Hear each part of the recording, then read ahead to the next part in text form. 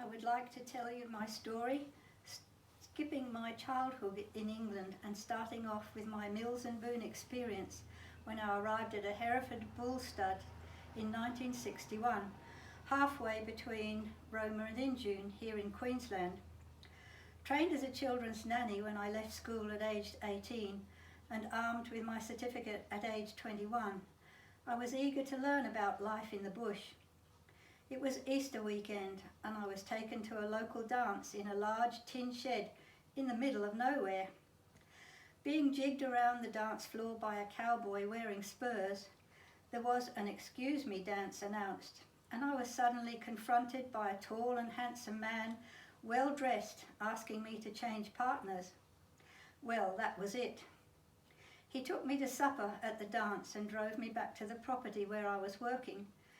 About 3 weeks later, we were engaged, and I had to send a message to my dad in an aerogram form to ask if I could stay and get married, which I did. Life moved along nicely, and I loved the life out west, even though it was rather primitive.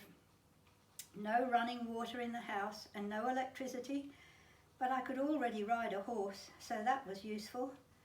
But of course, the actual riding through the scrub and jumping gullies to muster cattle was not exactly the kind of riding I'd been used to.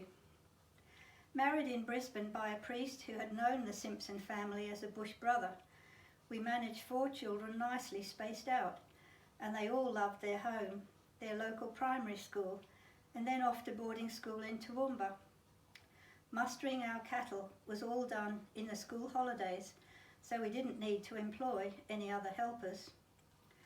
This was when my husband's mental health caused him to behave as a completely different personality, turning very violent, abusive, destructive, angry, and threatening my life with a gun or strangulation. I had no way of escaping these episodes, as he would lock away the car and truck keys and disconnect our phone line, so I had no means of calling our neighbours for help, and the nearest to our home were 2 kilometres away. This was a very horrid and frightening time, and of course I did try and get him to seek professional help, but he would not agree to that.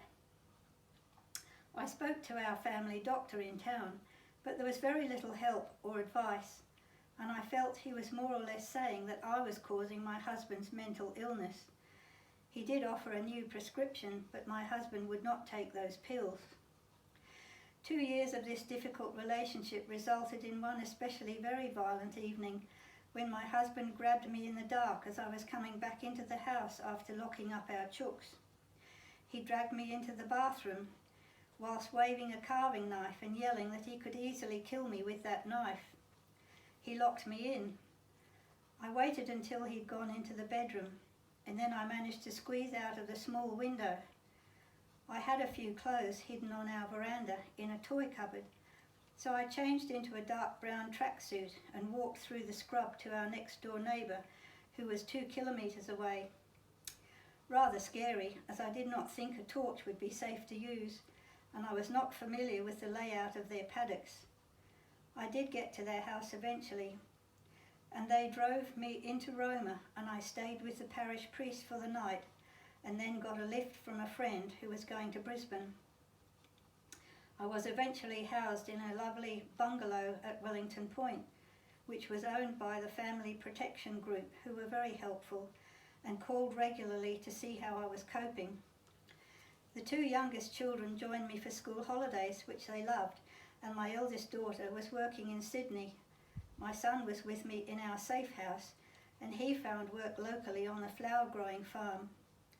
We had a very special 12 months at the coast. My husband contacted me through a cousin of his who lived in Brisbane, and some conditions were made which helped me to decide to return to the farm and continue our marriage. This lasted for another 4 years, when violence began again and I decided to leave for good in 1982. My children were all older and able to look after themselves. All had jobs, and my son and I decided Warwick was a good place to make a fresh start. And here I am.